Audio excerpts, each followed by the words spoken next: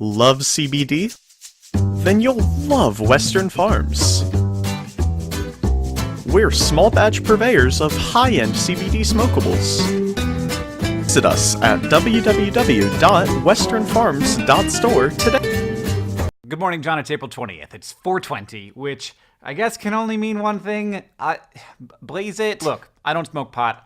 I don't really like it. And I'm not going to sit here and tell you that cannabis is not harmful in any way and that it's going to cure every disease or whatever. But I think it's ridiculous and unjustifiable that marijuana is criminalized while more addictive and dangerous substances like alcohol and tobacco are available at every gas station in the country. So here are 7 reasons why marijuana should be decriminalized and 3 reasons why it's more complicated than some people might make it out to be. 1. Legalizing marijuana is good for local economies. It increases tax revenue and it can increase the amount of small businesses that are successful. And I think that we should regulate both growers and sellers to make sure that those businesses aren't just giant conglomerates. We should not let like a bunch of Richie Rich pants who spent decades sending people to prison for selling marijuana suddenly get even richer selling it. 2. Illicit marijuana is a source of income for drug cartels that we could just take away instantaneously. 3. THC, CBD, other compounds in marijuana are legitimate medications. They can help with autoimmune diseases, people with chronic pain, seizure disorders, vomiting in cancer patients. And yet, US law defines marijuana as having no medical use. This is scientifically inaccurate. 4, because it can sometimes help with chronic pain, it can help people who are dependent on opiates, and that seems like a good thing to not put in the same category as heroin. 5, the most successful story maybe in human history of decreasing the use of an addictive substance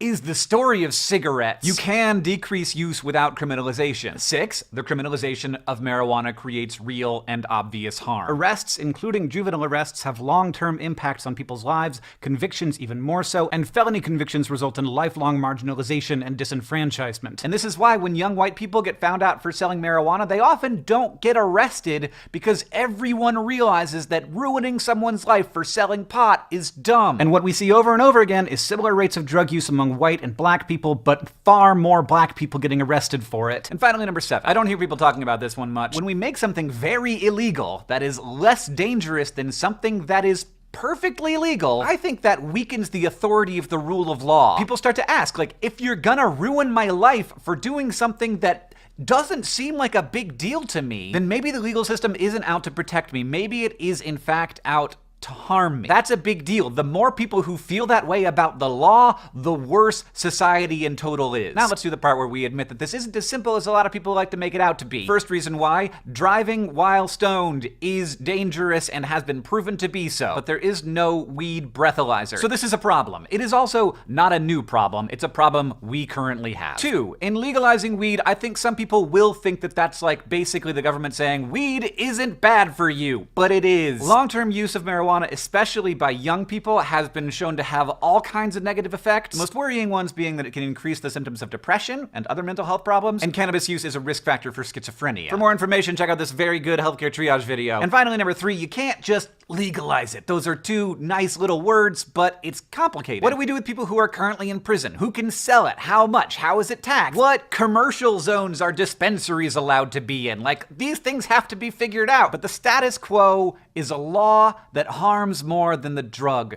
and I think that we're finally waking up to that. John, I'll see you on Tuesday.